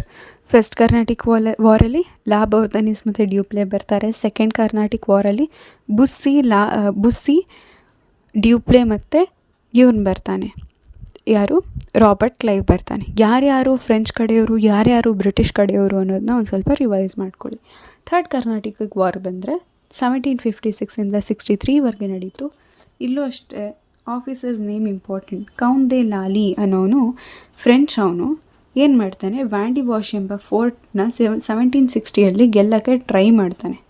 ಏನು ಮಾಡ್ತಾನೆ, ಕೌಂಟ್ ಡೆ ಲಾಲಿ ಅನ್ನೋನು ಫ್ರೆಂಚ್ ಅವನು ಫೋರ್ಟ್ ವ್ಯಾಂಡಿವಾಶ್ನ 1760 ಅಟೆಂಪ್ಟೆಡ್ ಟು ಬಿಸೀಜ್, ಅದನ್ನು ತಗೊಳ್ಳೋಕ್ಕೆ ಅವನು ವಶ ಮಾಡ್ಕೊಳ್ಳೋಕ್ಕೆ ಟ್ರೈ ಮಾಡ್ತಾನೆ. ಇನ್ ದಿಸ್ ಡಿಸಿಸಿವ್ ಬ್ಯಾಟಲ್, ಈ ಬ್ಯಾಟಲಲ್ಲಿ, ಈ ಯುದ್ಧದಲ್ಲಿ ಸರ್ ಅಯ್ಯರ್ ಕೂಟ್ ಅವನು ಇಂಗ್ಲೀಷ್ ಅವನು. ಓಕೆ, ಅವನು ಫ್ರೆಂಚ್ನ ಸೋಲಿಸಿ ಬುಸ್ಸಿನ ಇಂಪ್ರಿಸನ್ ಮಾಡ್ತಾನೆ, ಜೈಲಿಗೆ ಹಾಕ್ತಾನೆ. ನೀವು ಅಂದ್ಕೋಬೋದು ಕೌಂದೆ ಲಾಲಿ ತಾನೇ ಅಟ್ಯಾಕ್ ಮಾಡಿದ್ದು ಆ ಫೋರ್ಟ್ನ, ಬುಸ್ಸಿನ ಯಾಕಪ್ಪ ಇಂಪ್ರಿಸನ್ ಮಾಡಿದ್ರು ಅಂತ. ನೋಡಿ, ಲಾಲಿ ಏನು ಮಾಡಿರ್ತಾನೆ, ಓಡೋಗ್ಬಿಟ್ಟು ಎಲ್ಲೋ ಬಚ್ಚಿಟ್ಕೊಂಡ್ಬಿಟ್ಟಿರ್ತಾನೆ. ಹಿ ಎಸ್ಕೇಪ್ಡ್ ಆ್ಯಂಡ್ ಹಿಡ್ ಇನ್ ಪಾಂಡಿಚೇರಿಯಲ್ಲಿ ಬಚ್ಚಿಟ್ಕೊಂಡಿರೋದ್ರಿಂದ ಅವ್ರಿಗೆ ಯಾರು ಸಿಗೋದಿಲ್ಲ, ಫ್ರೆಂಚ್ ಅವನು ಬುಸ್ಸಿ ಸಿಗ್ತಾನೆ. ಸೊ ಅವನ್ನ ತೊಗೊಂಡೋಗಿ ಜೈಲಿಗೆ ಹಾಕ್ತಾರೆ. Finally sir Eyre Coote attacked Pondicherry and Lally had to surrender unconditionally in 1761. ಸಾರಾಂಶ ಹೇಳ್ಬಿಡ್ತೀನಿ. ಕೌಂದೆ ಲಾಲಿ ಅನ್ನೋನು ಫ್ರೆಂಚ್ ಅವನು ವ್ಯಾಂಡಿವಾಶ್ ಫೋರ್ಟ್ನ 1760ಯಲ್ಲಿ ತಗೊಳ್ಳೋದಕ್ಕೆ ಟ್ರೈ ಮಾಡ್ತಾನೆ. ಆದರೆ ಸರ್ ಅಯ್ಯರ್ ಕೂಟ್ ಬ್ರಿಟಿಷ್ ಅವನು ಫ್ರೆಂಚ್ನ ಸೋಲಿಸಿ ಲ್ಯಾಲಿನ ಹುಡುಕ್ತಾರೆ. ಆದರೆ ಅವನು ಪಾಂಡಿಚೇರಿಲಿ ಹೋಗಿ ಬಚ್ಚಿಟ್ಕೊಂಡಿರ್ತಾನೆ. ಸೊ ಬುಸ್ಸಿ ಸಿಗ್ತಾನೆ ಫ್ರೆಂಚ್ ಅವನ್ನ ಜೈಲಿಗೆ ಹಾಕ್ತಾರೆ. ಕೊನೆಗೆ ಅಯ್ಯರ್ ಕೂಟ್ಗೆ ಗೊತ್ತಾಗುತ್ತೆ ಪಾಂಡಿಚೇರಿಯಲ್ಲಿ ಲಾಲಿ ಇದ್ದಾನೆ ಅಂತ. ಲಾಲಿ ಸರೆಂಡರ್ ಆಗಬೇಕಾಗುತ್ತೆ, ಯಾಕೆಂದರೆ ಅಯ್ಯರ್ ಕೂಟ್ ಅಟ್ಯಾಕ್ ಮಾಡ್ತಾನೆ ಪಾಂಡಿಚೇರಿನ. ಆವಾಗ 1761 ಸರೆಂಡರ್ ಆಗ್ತಾನೆ. ಓಕೆ, ನೆಕ್ಸ್ಟ್ ನೋಡೋಣ. The French lost all their bases in India due to Carnatic wars. ಈ ಕರ್ನಾಟಿಕ್ ವಾರ್ಸಿಂದ ಲಾಭ ಆಗಿದ್ದು ಇಂಗ್ಲೀಷ್ಗಳಿಗೆ ಮತ್ತು ಲಾಸ್ ಆಗಿದ್ದು ಫ್ರೆಂಚ್ ಅವ್ರಿಗೆ. ಲಾಸ್ಟ್ ಆಲ್ ದಿ ಬೇಸಸ್, ಇಲ್ಲಿದ್ದಂತಹ ಆಲ್ಮೋಸ್ಟ್ ಎಲ್ಲ ಅವರ ಕಾಲನಿ ಕಂಪನಿಗಳು ಏನಾಯಿತು, ಅವರು ಕಳ್ಕೊಂಡ್ರು. In spite of this, as per the treaty of Paris third Carnatic ವಾರಲ್ಲಿ ಬರೋದು, ಇದು 1763 ಇದು ಸೈನ್ ಆಗುತ್ತೆ. ಓಕೆ, ಇದ್ರ ಪ್ರಕಾರ ಪಾಂಡಿಚೇರಿನ ಫ್ರೆಂಚ್ ಅವ್ರಿಗೆ ವಾಪಸ್ ಕೊಟ್ಟರು. ಯಾಕೆಂದರೆ ಪಾಂಡಿಚೇರಿ ಫ್ರೆಂಚ್ ಅವ್ರದ್ದು ಏನಾಗಿತ್ತು, ಕ್ಯಾಪಿಟಲ್ ಆಗಿತ್ತು. ಅದೊಂದು ಪ್ರದೇಶನ ಮಾತ್ರ ಕೊಟ್ಟು ಇಂಗ್ಲೀಷ್ ಮಿಕ್ಕಿದ್ದೆಲ್ಲ ಪ್ರದೇಶವನ್ನು ಅವ್ರ ವಶಕ್ಕೆ ಮಾಡ್ಕೋತಾರೆ. With this developments French lost their importance in India. ಅವ್ರ ಇಂಪಾರ್ಟೆನ್ಸ್ ಕಳ್ಕೊತಾರೆ. ಅವರು ಸುಮ್ಮನೆ ಇರಬೇಕಾಗಿತ್ತು ತಾನೇ ಪಾಂಡಿಚೇರಿಲಿ. ಎಲ್ಲ ಕಡೆ ನಾವು ಬರ್ತೀವಿ ಅಂತ ಬಂದು ಬ್ರಿಟಿಷ್ ಅವ್ರ ಕಡೆಯಿಂದ ಅವರು ಹೊಡೆತ ತಿಂದು ಬರೀ ಒಂದೇ ಪ್ರದೇಶ ಹಿಡ್ಕೋತಾರೆ, ಅದು ಪಾಂಡಿಚೇರಿ. ಟ್ರೀಟಿ ಆಫ್ ಪ್ಯಾರಿಸ್ ಮುಖಾಂತರ ಅದು ಇಂಗ್ಲೀಷ್ ಅವರು ದಾನವಾಗಿ ಕೊಡೋದು. ಓಕೆ, ಹೀಗೆ English by defeating all their rivals, ಅವರ ಎಲ್ಲ ಶತ್ರುಗಳನ್ನು ಬ್ರಿಟಿಷರು ಸೋಲಿಸಿ ಸ್ಟ್ರಾಂಗೆಸ್ಟ್ ಪವರ್ ಆಗಿ ಸೌತ್ ಇಂಡಿಯಾನ ಆಳ್ತಾರೆ. ಓಕೆ, ತುಂಬ important question third Carnatic war. ಯಾವ ಕರ್ನಾಟಿಕ್ ವಾರ್ನೂ ಬಿಡಬೇಡಿ, ಪಾಯಿಂಟ್ಸ್ ವೈಸ್ ಆಗಿ ನೋಟ್ಸಲ್ಲಿ ಕೊಟ್ಟಿದ್ದೀವಿ, ರೆಫರ್ ಮಾಡಿ. ಕಾನ್ಸೆಪ್ಟ್ ಅರ್ಥ ಆಗಿದ್ದರೆ ಲೈಕ್ ಮಾಡಿ. Next, the British rule in India. After gaining political control over south India, British tried to gain control over rich Bengal province in the later part of 18th century. ಸರಿ, ಕರ್ನಾಟಿಕ್ ವಾರಿಂದ ಅವ್ರಿಗೇನು ಸಿಕ್ತು, ಮದ್ರಾಸ್ ಅಂದರೆ Carnatic side, Tamil Nadu ಸಿಕ್ತು. ಹೀಗೆ south ಇಂಡಿಯಾನ ಅವ್ರು ಹೇಗೋ ಗೆದ್ಕೊಂಡ್ಬಿಟ್ರು. ಆದರೆ ನಾರ್ತ್ ಇಂಡಿಯಾ ಗೆಲ್ಲಬೇಕು ಅಂದ್ಬಿಟ್ಟು 18th century ಟೈಮ್ನಲ್ಲಿ ವೆಸ್ಟ್ ಬೆಂಗಾಲ್ ಸೈಡ್ ಇದೆಯಲ್ಲ, ಅದನ್ನು ಅಟ್ಯಾಕ್ ಮಾಡೋದಕ್ಕೆ ಟ್ರೈ ಮಾಡ್ತಾರೆ. The Bengal province had achieved tremendous growth in the areas of ಅಗ್ರಿಕಲ್ಚರಲ್ಲಿ, ಕಾಮರ್ಸಲ್ಲಿ, ಇಂಡಸ್ಟ್ರೀಲಿ ತುಂಬ ರಿಚ್ ಆಗಿರುತ್ತೆ ಬೆಂಗಾಲ್ ಪ್ರದೇಶ. East India company was making considerable profits from this province. ಅವ್ರ ಕಂಟ್ರೋಲ್ನ ಬೆಂಗಾಲಲ್ಲಿ ತಗೊಂಡು ಅಲ್ಲಿ ಲಾಭವನ್ನು ಮಾಡ್ಕೋತಿರ್ತಾರೆ. ಯಾಕೆಂದರೆ ಅಲ್ಲಿ ಅಗ್ರಿಕಲ್ಚರ್ ಚೆನ್ನಾಗಿದೆ, ಕಾಮರ್ಸ್ ಚೆನ್ನಾಗಿದೆ, ಇಂಡಸ್ಟ್ರಿ ಚೆನ್ನಾಗಿದೆ. The dastaks, very very very important. Dastak, what is dastak? 1 mark question ಎಲ್ಲ ಪೇಪರ್ನಲ್ಲೂ ನಿಮ್ಗೆ ಸಿಗುತ್ತೆ. ಏನಪ್ಪ ದಸ್ತಕ್ ಅಂದರೆ ಅಂತ ನೆಕ್ಸ್ಟ್ ನಾವು ನೋಡ್ಬೋದು. Licence issued by Mughal rule Farrukh Siyar were the main reason for this. ಹೆಂಗೆ ಬ್ರಿಟಿಷರು ಬೆಂಗಾಲಲ್ಲಿ ಅವ್ರ ಪವರ್ ಎಸ್ಟಾಬ್ಲಿಷ್ ಮಾಡಿದ್ರು ಅನ್ನೋದೇ ನೆಕ್ಸ್ಟ್ ಬರುವಂತಹ ಬ್ಯಾಟಲ್ಗಳು. ಏನಪ್ಪ ಅಂದರೆ ಮುಘಲ್ ರೂಲರ್ ಫಾರೂಕ್ ಸಿಯಾರ್ ಅನ್ನೋನೊಬ್ಬ ಇರ್ತಾನೆ. ಇವನೇನು ಮಾಡ್ತಾನೆ, ಲೈಸೆನ್ಸ್ನ ಒಂದು ಇಶ್ಯೂ ಮಾಡ್ತಾನೆ. ಏನು ಲೈಸೆನ್ಸು, ಇನ್ನೊಂದು ಸತಿ ಕ್ಲಿಯರಾಗಿ ಕೇಳಿಸ್ಕೊಳ್ಳಿ. ಮುಘಲ್ ರೂಲರ್ ಫಾರೂಕ್ ಸಿಯಾರ್ ಅನ್ನೋನು ಬೆಂಗಾಲಲ್ಲಿ ಇರ್ತಾನೆ. ಅವನು ದಸ್ತಕ್ಸ್ನ ಇಶ್ಯೂ ಮಾಡ್ತಾನೆ. ಇದು ಮೇನ್ ರೀಸನ್ ಆಗುತ್ತೆ. ಏನು ಹಿಂಗಂದರೆ ಅಂತಂದರೆ, ಕಂಪನಿ ಟ್ರಾನ್ಸಾಕ್ಷನ್ಗಳಿಗಾಗಿ ಮಾತ್ರ ಈ ದಸ್ತಕ್ಗಳನ್ನು ಯೂಸ್ ಮಾಡಬೇಕು. ಒಂದು ಲೈಸೆನ್ಸ್ ಥರ ಇದು.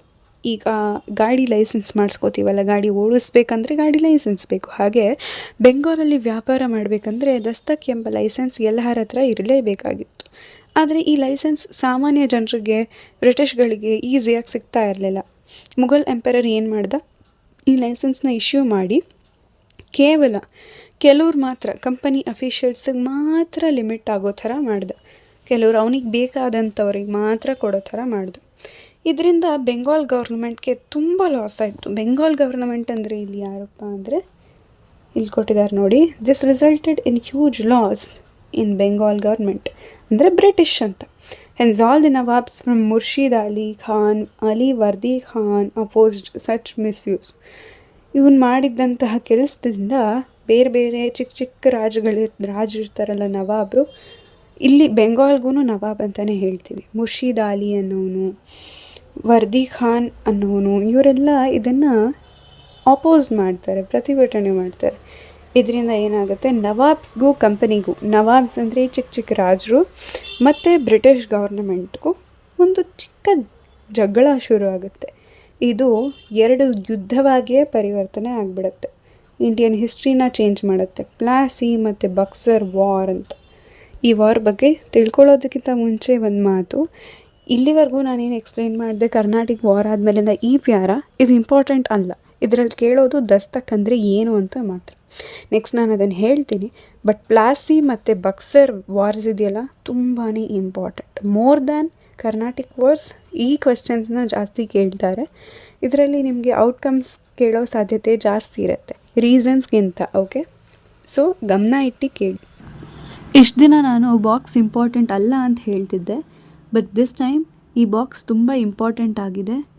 ಈ ದಸ್ತಕ್ದು ಕೇಳಿದಾಗ ಕ್ವೆಶ್ಚನ್ ಈ ಡೆಫಿನೇಷನ್ನೇ ಬರೀಬೇಕು. ಇಲ್ಲಾಂದರೆ ನಾವು ಕೊಡೋ ನೋಟ್ಸಲ್ಲೂ ಒಂದು ಡೆಫಿನೇಷನ್ ಇರುತ್ತೆ, ಅದನ್ನು ಬರೀರಿ. ಎಕ್ಸ್ಪ್ಲೇನ್ ಮಾಡ್ತೀನಿ ನೋಡಿ. Dastak, a licence that could ensure any one to import and export without paying tax and transport goods anywhere. ಇದೊಂದು ಲೈಸೆನ್ಸ್ ಥರ. ಈ ಲೈಸೆನ್ಸ್ ಯಾರ ಹತ್ರ ಇರುತ್ತೋ ಅವರಿಗೆ ಒಂದು ಪರ್ಮಿಷನ್ ಇರುತ್ತೆ. ಏನಪ್ಪ, ಇಂಪೋರ್ಟ್ ಮಾಡ್ಬೋದು, ಎಕ್ಸ್ಪೋರ್ಟ್ ಮಾಡ್ಬೋದು, ಅವರ ಗೂಡ್ಸ್ನ, ಅವ್ರ ವಸ್ತುಗಳನ್ನ ಬೇರೆ ಪ್ರದೇಶಕ್ಕೆ ಕಳಿಸೋದು, ಬೇರೆ ಪ್ರದೇಶದಿಂದ ತೊಗೊಂಡು ಬರೋದು ಮಾಡ್ಬೋದು, ಯಾವುದೇ ಟ್ಯಾಕ್ಸ್ನ ಕಟ್ಟದೆ ಎಲ್ಲಿಗೆ ಬೇಕಾದರೂ. ಓಕೆ, ಇದನ್ನು ದಸ್ತಕ್ ಅಂತೀವಿ. ಈ ಡೆಫಿನೇಷನ್ ಚೆನ್ನಾಗಿ ನೆನಪಿರಬೇಕು ನಿಮಗೆ, ಯಾಕಂದರೆ very very important definition. Coming to battle of Plassey, this date should be memorised. Okay, 1757. Ali Vardi Khan, nawab of Bengal, died in 1756. Ali Vardi Khan ಅನ್ನೋನು ಸತ್ತು ಹೋಗ್ತಾನೆ. ಬೆಂಗಾಲ್ ನವಾಬ್ ಆಗಿದ್ದವನು 1756ಅಲ್ಲಿ. ಅವನ ಮೊಮ್ಮಗ, ಗ್ರ್ಯಾಂಡ್ ಸನ್ ಸಿರಾಜುದ್ದೌಲಾ. ಈ ನೇಮ್ ತುಂಬ ಇಂಪಾರ್ಟೆಂಟ್. ಸಿರಾಜುದ್ದೌಲಾ ಅವನು ರಾಜ ಆಗ್ತಾನೆ, ನವಾಬ್ ಆಗ್ತಾನೆ ಬೆಂಗಾಲ್, ಯಾಕೆಂದರೆ ಅವ್ರ ತಾತ ಸತ್ತು ಹೋದ್ರಲ್ಲ. The battle of Plassey took place between young nawab Sirajuddaulah and the British in 1757. 1757ಅಲ್ಲಿ ಈ ಯಂಗ್ ನವಾಬ್ ಸಿರಾಜುದ್ದೌಲಾ ಇರ್ತಾನಲ್ಲ, ಇವನು ಮತ್ತು ಬ್ರಿಟಿಷ್ ಮಧ್ಯ ಈ ಬ್ಯಾಟಲ್ ಆಫ್ ಪ್ಲಾಸಿ ನಡೆಯುತ್ತೆ. ಬನ್ನಿ ನೋಡೋಣ. ಈ ರೀಸನ್ಸ್ನ 10,000 ಸತಿ ಕೇಳಿಬಿಟ್ಟಿದ್ದಾರೆ. Very very very very very very very very important. Okay, just ನೀವು ಈ 3 ಹೆಡ್ಡಿಂಗ್ಸ್ನ ಬರೆದ್ರೆ ಸಾಕು. ಎಕ್ಸ್ಪ್ಲೇನ್ ಅಂತ ಅವರು ಕೇಳೋದೇ ಇಲ್ಲ. ಓಕೆ, ಈ 3 ಹೆಡ್ಡಿಂಗ್ಸ್ನ ನೆನ್ಪಿಟ್ಕೊಂಡು ಬರೆದ್ರೆ ಸಾಕು. ಚೆನ್ನಾಗಿ 3 ಮಾರ್ಕ್ಸ್ನ ಸ್ಕೋರ್ ಮಾಡ್ಬೋದು. 3 ಪಾಯಿಂಟ್ಸ್ 3 ಮಾರ್ಕ್ಸ್. ಓಕೆ, 2 ಮಾರ್ಕ್ಸ್ಗೂ ಕೇಳೋ ಚಾನ್ಸಸ್ ಇದೆ. ಬನ್ನಿ ಅರ್ಥ ಮಾಡ್ಕೊಳ್ಳೋಣ. ಏನಪ್ಪ ಈ ಪ್ಲಾಸಿ ಆಗೋಕ್ಕೆ ಕಾರಣ ಅಂತಂದರೆ, ಯಾರ ಮಧ್ಯ ನಡೀತು? ಬ್ರಿಟಿಷ್ ಮತ್ತು ಸಿರಾಜುದ್ದೌಲಾ ಅಲ್ವಾ. ಏನು ಕಾರಣಗಳು? First one, misuse of dastak. ಆ ದಸ್ತಕ್ ಏನೋ ಲೈಸೆನ್ಸ್ನ ಫರೂಕ್ ಸಿಯಾರ್ ಅವನು ಇಶ್ಯೂ ಮಾಡಿರ್ತಾನೆ with the help of British government. So Sirajuddaulah ಏನಾಗಿರ್ತಾನೆ, ತುಂಬ ಕೋಪ ಮಾಡ್ಕೋತಾನೆ. ಈ ದಸ್ತಕ್ಗಳು ಬರೀ ಮಿಸ್ಯೂಸ್ ಆಗ್ತಾ ಇದೆ ಅಫಿಷಿಯಲ್ಸ್ ಆಫ್ ದ ಕಂಪನಿ. ಸಾಮಾನ್ಯ ಜನರಿಗೆ ಇದರಿಂದ ಏನೂ ಲಾಭ ಇಲ್ಲ. ಕೇವಲ ಕಂಪನಿ ಅಂದರೆ ಇಲ್ಲಿ ಬ್ರಿಟಿಷ್ ಕಂಪನಿ, ಈಸ್ಟ್ ಇಂಡಿಯಾ ಕಂಪನಿಯ ಯಾರು ಅಫಿಷಿಯಲ್ಸ್ ಇದ್ದಾರೆ, ಅಧಿಕಾರಿಗಳಿಗಿದ್ದಾರೆ, ಅವ್ರುಗಳಿಗೆ ಲಾಭ ಆಗ್ತಿದೆ ಮತ್ತು ಅದನ್ನು ಮಿಸ್ಯೂಸ್ ಮಾಡ್ತಿದ್ದಾರೆ. ಅವ್ರಿಗೆ ಬೇಕಾದಂಗೆ ಹುಚ್ಚಾಪಟ್ಟೆ ಯೂಸ್ ಮಾಡ್ತಿದ್ದಾರೆ ಅಂತಂದ್ಬಿಟ್ಟು ಸಿರಾಜುದ್ದೌಲಾಗೆ ಕೋಪ ಬಂದಿರುತ್ತೆ. Causing losses to the government treasury. ಇದರಿಂದ ಅಲ್ಲಿ ಅವನು ಕಿಂಗ್ ಇರ್ತಾನಲ್ಲ, ಅವನು ರಾಜಕೋಶ ಅಂತ ಏನು ಕರಿತೀವಿ, ಅಲ್ಲಿ ಕೊಳ್ಳೆ ಹೊಡೆದಂಗೆ ಆಗ್ತಿರುತ್ತೆ. ದುಡ್ಡುಗಳ ಜಾಸ್ತಿ ಇಲ್ಲಿ ಕಂಪನಿಗೆ ಹೋಗ್ತಿರುತ್ತೆ. ಅರ್ಥ ಏನಂದರೆ, ಈ ರಾಜರ ಹತ್ರ ಇದ್ದಂತಹ ದುಡ್ಡನ್ನು ಈ ಕಂಪನಿ ಅಫಿಷಿಯಲ್ಸ್ ತಗೊಳ್ಳೋಕ್ಕೆ ಒಂದು ಮಾಡ್ಕೊಂಡಿದ್ದಂತಹ ಮಾರ್ಗವೇ ಈ ದಸ್ತಕ್ಗಳು. ಇದನ್ನು ಮಿಸ್ಯೂಸ್ ಮಾಡ್ತಿದ್ದಾರೆ ಅನ್ನೋದು ಫಸ್ಟ್ ರೀಸನ್. ಓಕೆ, ಬರೀ ಹೆಡ್ಡಿಂಗ್ಸ್ನ ನೆನ್ಪಿಟ್ಕೊಳ್ಳಿ, ಕಾನ್ಸೆಪ್ಟ್ ಅರ್ಥ ಆಗಿದೆ ಅನ್ಕೋತೀನಿ. ಮಿಸ್ಯೂಸ್ ಆಫ್ ದಸ್ತಕ್ನ ಮಿಸ್ಯೂಸ್ ಮಾಡ್ಕೊಂಡ್ರು ಯಾರು? Officials of the company. Okay, coming to second point, mending of the fort without permission. Mending ಅಂದರೆ ಇಲ್ಲಿ ಅರ್ಥ ಚೇಂಜಸ್ ಮಾಡೋದು ಅಂತ. ಚೇಂಜಸ್ ಮಾಡೋದು, ಫೋರ್ಟ್ ವಿತೌಟ್ ಪರ್ಮಿಷನ್. ಯಾವ ಫೋರ್ಟ್ ನಿಮಗೆ ನೆನಪಿರ್ಬೋದು? ಯಾವ ಫೋರ್ಟ್ ಇತ್ತು ಕಲ್ಕತ್ತಾ ಸುತ್ತಮುತ್ತ? ಸೆಂಟ್ ಜಾರ್ಜ್ ಫೋರ್ಟ ಅಥವಾ ಸೆಂಟ್ ವಿಲಿಯಂ ಫೋರ್ಟ? Saint William Fort. ಓಕೆ, ಈ ಸೆಂಟ್ ವಿಲಿಯಂ ಫೋರ್ಟ್ ಏನಿದೆ ಇದರ ಸುತ್ತಮುತ್ತ ಇದ್ದಂತಹ ಕಲ್ಕತ್ತಾದಲ್ಲಿ ಕ್ಯಾನನ್ಸ್ನ ಪ್ಲೇಸ್ ಮಾಡ್ತಾರೆ ಈ ಫೋರ್ಟಲ್ಲಿ. ಆ್ಯಕ್ಚುಲಿ ಸಿರಾಜುದ್ದೌಲಾಗೆ ಸೇರಬೇಕಾಗಿತ್ತು ಆ ಫೋರ್ಟ್, ಆದರೆ ಬ್ರಿಟಿಷು ರಿಪೇರಿ ಮಾಡ್ತಾರೆ. ಮತ್ತು ಕ್ಯಾನನ್ಸ್ ಅಂದರೆ ಸಿಡಿಮದ್ದು ಅಂತ ಹೇಳ್ಬೋದು, ಅದನ್ನೆಲ್ಲ ಇಡ್ತಾರೆ ಆ ಫೋರ್ಟಲ್ಲಿ. ಪರ್ಮಿಷನ್ನೇ ಕೇಳೋದಿಲ್ಲ ಸಿರಾಜುದ್ದೌಲಾ, ಅದು ಅವನದೇ ಫೋರ್ಟ್ ಆಗಿದ್ರು. ಇದರಿಂದ ಅವ್ನಿಗೆ ಇನ್ನೂ ಕೋಪ ಬರುತ್ತೆ, ನನ್ನ ಪರ್ಮಿಷನ್ ಇಲ್ದರೆ ಹೀಗೆಲ್ಲ ಮಾಡ್ತೀಯಾರಲ್ಲ ಇವರು ಅಂತ. ಅವನು ಸಿರಾಜುದ್ದೌಲಾ ಈ ಕ್ಯಾನನ್ಸ್ ಅಂದರೆ ಇದನ್ನು ರಿಮೂವ್ ಮಾಡಬೇಕು ಅಂತ ಆರ್ಡರ್ ನೀಡ್ತಾನೆ. ಆದರೂ ಕೂಡ ಬ್ರಿಟಿಷ್ ಅದನ್ನು ಒಪ್ಕೊಳ್ಳೋದಿಲ್ಲ. ಇದರಿಂದ ಇನ್ನೂ ಕೋಪ ಬರುತ್ತೆ ನವಾಬ್ಗೆ. ನವಾಬ್ ಯಾರು? Sirajuddaulah. Coming to third point, black room tragedy. ಇಲ್ಲಿ ಏನಾಗುತ್ತಪ್ಪ ಅಂದರೆ ಸಿರಾಜುದ್ದೌಲಾ ಕಾನ್ಕರ್ಡ್ ಫೋರ್ಟ್ ವಿಲಿಯಂ. ಆ ಫೋರ್ಟ್ ವಿಲಿಯಂ ತನ್ನದಾಗಿಸ್ಕೊಳ್ತಾನೆ ಮತ್ತು ಬ್ರಿಟಿಷ್ನ ಅಲ್ಲಿ 146 ಬ್ರಿಟಿಷ್ ಅವ್ರನ್ನ ಅಲ್ಲಿ ಜೈಲ್ಗೆ ಹಾಕ್ತಾನೆ, ಅಂದರೆ ಕೂಡ ಹಾಕ್ಬಿಡ್ತಾನೆ ಸ್ಮಾಲ್ ರೂಮಲ್ಲಿ ಆ ಫೋರ್ಟಲ್ಲಿ. ಕಮಿಂಗ್ ಮತ್ತೆ ಹೇಳ್ತೀನಿ, ಸಿರಾಜುದ್ದೌಲಾ ಫೋರ್ಟ್ ವಿಲಿಯಂನ ಗೆದ್ಕೊಂಡು 146 ಬ್ರಿಟಿಷರನ್ನು ಚಿಕ್ಕ ರೂಮ್ನಲ್ಲಿ ಕೂಡ ಹಾಕ್ತಾನೆ. ಕೂಡ ಹಾಕ್ಬಿಟ್ಟಾಗ 123 ಜನ ಸತ್ತು ಹೋಗ್ತಾರೆ ಏನೂ ಸಿಗ್ದಲ್ಲಿ. ಇದನ್ನು ಬ್ಲ್ಯಾಕ್ ಹೋಲ್ ಟ್ರಾಜಿಡಿ ಅಥವಾ ಬ್ಲ್ಯಾಕ್ ರೂಮ್ ಟ್ರಾಜಿಡಿ, ಯಾಕಂದರೆ ಕತ್ಲೆ ಆಗಿತ್ತು ಆ room. Okay, so black room tragedy ಅಂತ ಕರೀತಾರೆ. ಟ್ರಾಜಿಡಿ ಅಂದರೆ ಏನಲ್ಲ, ಒಂದು ಸ್ಯಾಡ್ ಒಂದು ಸ್ಟೋರಿ ಅಂತ. This enraged Robert Clive. ಇಷ್ಟೊತ್ತು ಸಿರಾಜುದ್ದೌಲಾ ಸಹಿಸ್ಕೊಳ್ತಾನೆ ಬರ್ತಿದ್ದ. ಮಿಸ್ಯೂಸ್ ಆಫ್ ದಸ್ತಕ್ನ ಸಹಿಸ್ಕೊಂಡಿದ್ದ, ಮೆಂಡಿಂಗ್ ಆಫ್ ಫೋರ್ಟ್ನ ಸಹಿಸ್ಕೊಂಡಿದ್ದ. ಆದರೆ ಬ್ಲ್ಯಾಕ್ ರೂಮ್ ಟ್ರಾಜಿಡಿನ ಮಾಡಿದ್ದೇ ಸಿರಾಜುದ್ದೌಲಾ. ಇದರಿಂದ ಬ್ರಿಟಿಷ್ ಅಧಿಕಾರಿ ರಾಬರ್ಟ್ ಕ್ಲೈವ್ಗೆ ಕೋಪ ಬರುತ್ತೆ. And arrived in a Bengal with huge army. ಇಷ್ಟಕ್ಕೆ ಕೋಪಗೊಂಡು ರಾಬರ್ಟ್ ಕ್ಲೈವ್ ಏನು ಮಾಡ್ತಾನೆ, ದೊಡ್ಡ ಆರ್ಮಿ ಕಟ್ಕೊಂಡು ಬೆಂಗಾಲ್ಗೆ ಬರ್ತಾನೆ ಅಟ್ಯಾಕ್ ಮಾಡೋದಕ್ಕೆ. Robert Clive attracted rich locals like Manik Chand, Nemi Chand, Jagat Seth. ಈ 3 ನೇಮ್ಸ್ ಇಂಪಾರ್ಟೆಂಟ್. ಮಾಣಿಕ್ ಚಂದ್, ನೇಮಿ ಚಂದ್, ಜಗತ್ ಸೇಠ್. ಈ 3 ಜನ ರಿಚ್ ಪೀಪಲ್ ಇರ್ತಾರೆ, ಸಾಹುಕಾರರು ಅಂತ ಹೇಳ್ಬೋದು. ರಾಬರ್ಟ್ ಕ್ಲೈವ್ ಏನು ಮಾಡ್ತಾನೆ, ಅವ್ರ 3 ಜನನ ಇವನ ಕಡೆ ಮಾಡ್ಕೊಂಡ್ಬಿಟ್ಟು ದುಡ್ಡು ತೊಗೊಂಡು ಹೆಲ್ಪ್ ತೊಗೊಂಡು ಮೀರ್ ಜಾಫರ್ ಅನ್ನೋ ಒಬ್ಬ ವ್ಯಕ್ತಿ ಇರ್ತಾನೆ. ಅವನು ಸಿರಾಜುದ್ದೌಲಾ ಕಡೆ ಆಗಿರ್ತಾನೆ. ಅವನು ಮಿಲಿಟ್ರಿ ಹೆಡ್, ಸೇನಾಧಿಪತಿ ಆಗಿರ್ತಾನೆ. ಮೀರ್ ಜಾಫರ್ ಸಿರಾಜುದ್ದೌಲಾ ಜೊತೆ ಇರ್ತಾನೆ. ಅವನನ್ನು ರಾಬರ್ಟ್ ಕ್ಲೈವ್ ಏನು ಮಾಡ್ತಾನೆ, ತನ್ನ ಕಡೆ ಎಳ್ಕೊತಾನೆ. ಹೇಗೆ? ಈ ಯುದ್ಧದಲ್ಲಿ ನೀನು ಸಿರಾಜುದ್ದೌಲಾಗೆ ಹೆಲ್ಪ್ ಮಾಡಬಾರ್ದು, ನೀನು ಮಿಲಿಟ್ರಿ ಹೆಡ್ ಆಗಿದ್ರೂ ಸಹ ಹೆಲ್ಪ್ ಮಾಡಬಾರ್ದು ಅಂತ ಹೇಳ್ತಾನೆ. ಆಗ ಅವನು ಹೇಳ್ತಾನೆ, ನನಗೇನು ಸಿಗುತ್ತೆ ಇದರಿಂದ ಅಂತ ಮೀರ್ ಜಾಫರ್ ಕೇಳಿದಾಗ, ನವಾಬ್ ಆಫ್ ಬೆಂಗಾಲ್ ಮಾಡ್ತೀನಿ ನಿನ್ನ, ದಯವಿಟ್ಟು ಹೆಲ್ಪ್ ಮಾಡು ಅಂತ ರಾಬರ್ಟ್ ಕ್ಲೈವ್ ಏನು ಮಾಡ್ತಾನೆ, ಫಸ್ಟು ಸಾಹುಕಾರಗಳನ್ನ ತನ್ನ ಕಡೆ ಮಾಡ್ಕೋತಾನೆ. ನೆಕ್ಸ್ಟ್ ಮೀರ್ ಜಾಫರ್ನ ತನ್ನ ಕಡೆ ಮಾಡ್ಕೋತಾನೆ. Encouraged by these developments, Robert Clive declared a war against Sirajuddaulah on June 23, 1757. ಸರಿ, ಇದೇ ಸರಿಯಾದ ಸಮಯ ಅಂದ್ಬಿಟ್ಟು ರಾಬರ್ಟ್ ಕ್ಲೈವ್ ಏನು ಮಾಡ್ತಾನೆ, ವಾರ್ನ ಡಿಕ್ಲೇರ್ ಮಾಡ್ತಾನೆ. Everything went according to plan of Clive. ಅವ್ನು ಮಾಡಿದಂತಹ ಪ್ಲ್ಯಾನಿಂದ ಎಲ್ಲ ಸರಿ ಹೋಗುತ್ತೆ. Sirajuddaulah who tried to escape from the battlefield was captured and killed. Sirajuddaulah ಏನು ಮಾಡ್ತಾನೆ, ದೊಡ್ಡ ಆರ್ಮಿ ಅಲ್ವಾ ರಾಬರ್ಟ್ ಕ್ಲೈವ್ದು, ಸೊ ಅವನು ಟ್ರೈ ಮಾಡ್ತಾನೆ ಓಡೋಗೋಕ್ಕೆ. ಪಾಪ ಓಡೋದಕ್ಕೆ ಆಗಲಿಲ್ಲ. ಅವಾಗ ಹಿಡ್ಕೊಂಡ್ಬಿಡ್ತಾರೆ ಬ್ರಿಟಿಷರು, ಸಾಯಿಸ್ಬಿಡ್ತಾರೆ. ಸೊ ಯಾರು ಗೆದ್ದಿದ್ದಿಲ್ಲಿ? ಅಗೇನ್ ಬ್ರಿಟಿಷ್ ಗೆಲ್ತಾರೆ. ಏನಪ್ಪ ಇದರ ಔಟ್ಕಮ್ಸ್ ಅಂತ ನೋಡೋದಾದರೆ, ಔಟ್ಕಮ್ಸ್ ವೆರಿ ವೆರಿ ಇಂಪಾರ್ಟೆಂಟ್. ಇದೂ ಅಷ್ಟೇ 3 or 2 ಮಾರ್ಕ್ಸ್ಗೆ ಕೇಳ್ತಾರೆ. Let's understand this. This war brought out the immorality, lack of unity among Indians and greed of Indian businessmen. ನಾವು ನೋಡಿದ್ವಲ್ಲ, ಮೀರ್ ಜಾಫರ್ ಕೇವಲ ನಿನ್ನ ನವಾಬ್ ಮಾಡ್ತೀನಿ ಬಾಪ ಅಂದಿದ ತಕ್ಷಣ ಇಂಡಿಯನ್ಸ್ನ ಬಿಟ್ಕೊಟ್ಬಿಟ್ಟು ಬ್ರಿಟಿಷ್ ಜೊತೆ ಹೊರಟೋಗ್ತಾನೆ. ಹೀಗೆ ರಿಚ್ ಪೀಪಲ್ ಇರ್ತಾರಲ್ಲ, ಮಾಣಿಕ್ ಚಂದ್, ನೇಮಿ ಚಂದ್, ಜಗತ್ ಸೇಠ್, ಇವ್ರುಗಳು ಅಷ್ಟೇ ಯೂನಿಟಿನೇ ಇಲ್ಲ ಇಂಡಿಯನ್ಸ್ ಮಧ್ಯ ಅನ್ನೋದು ಈ ವಾರ್ ತೋರಿಸ್ಕೊಡುತ್ತೆ ಅನ್ನೋದು ಈ ಫಸ್ಟ್ ಪಾಯಿಂಟ್ನ meaning. This war brought out the immorality, lack of ಯೂನಿಟಿನ ಒಂದು ಲ್ಯಾಕ್ ಯೂನಿಟಿನೇ ಇಲ್ಲ ಅನ್ನೋದು ಇಲ್ಲಿ ತೋರಿಸ್ಕೊಡುತ್ತೆ. Among the Indians and greed of Indian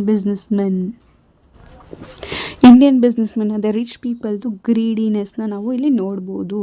Mir Jafar became the nawab of Bengal. ಹೇಗೆ ಬ್ರಿಟಿಷರು ಹೇಗೆ ಪ್ರಾಮಿಸ್ ಮಾಡಿದ್ರಲ್ಲ ನಿನ್ನ ನವಾಬ್ ಮಾಡ್ತೀನಿ ಅಂತ, ಮಾಡಿದ್ರು nawab. The company gained exclusive right to trade in Bengal. ಇವರು ಬೆಂಗಾಲ್ಗೆ ಬಂದಿದ್ದು ಏನಕ್ಕೆ, ಆ ಉದ್ದೇಶ ಇಲ್ಲಿ ಸ್ಯಾಟಿಸ್ಫೈ ಆಯಿತು. ಅವ್ರಿಗೇನು ಸಿಕ್ತು, ಎಕ್ಸ್ಕ್ಲೂಸಿವ್ ರೈಟ್ಸ್ ಸಿಕ್ತು ಟು ಟ್ರೇಡ್ ಇನ್ ಬೆಂಗಾಲ್ನಲ್ಲಿ ವ್ಯಾಪಾರ ಮಾಡೋದೇ ಅವ್ರಿಗೆ ಪ್ರಾಬ್ಲಮ್ ಆಗಿತ್ತು. ಈ ವಾರಿಂದ ಗೆದ್ದಿದ್ದರಿಂದ ಅವ್ರಿಗೆ ಇದು ಸುಲಭ ಆಯಿತು ಟ್ರೇಡ್ ಮಾಡೋದಕ್ಕೆ.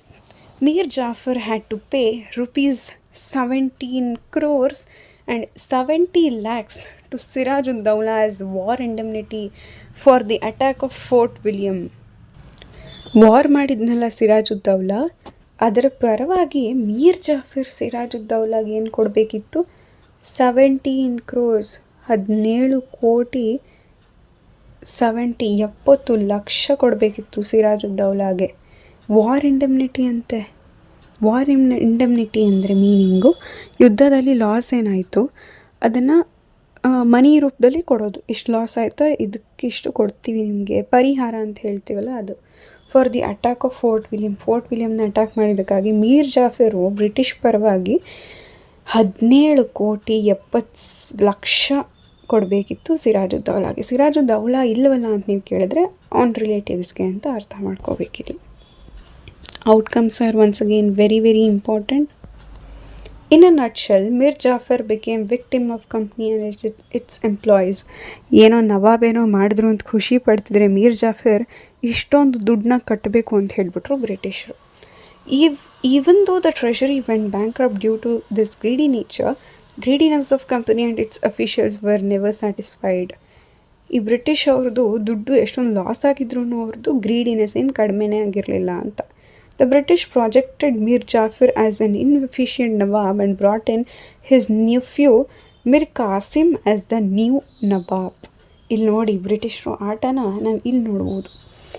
ನವಾಬ್ ಮಾಡ್ತೀನಿ ಅಂತ ಮೀರ್ ಜಾಫರ್ಗೆ ಪ್ರಾಮಿಸ್ ಮಾಡಿ ನವಾಬ್ ಮಾಡಿ ಅಷ್ಟೊಂದು ದುಡ್ಡನ್ನ ನೀನು ಕಟ್ಟಬೇಕು ಅಂದಾಗ ಅವನ ಕೈಲಿ ಕಟ್ಟೋಕ್ಕಾಗಲಿಲ್ಲ.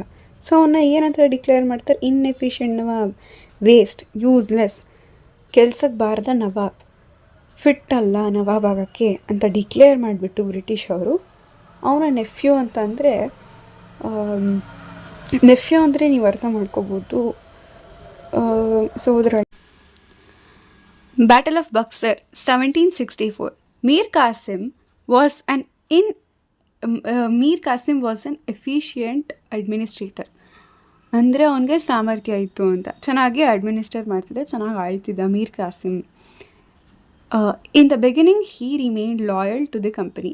ಸ್ಟಾರ್ಟಿಂಗಲ್ಲಿ ಅವನೇನು ಮಾಡ್ದ, ಅವನ ಅಧಿಕಾರಕ್ಕೆ ಬಂದ ಮೇಲೆ ಸ್ಟಾರ್ಟಿಂಗಲ್ಲಿ ಕಂಪನಿ ಹೇಳ್ದಂಗೆ ಕೇಳ್ತಿದ್ದ, ನಿಯತ್ತಾಗಿದ್ದ. He paid 2 lakh pounds to the company and gave away a few places to it.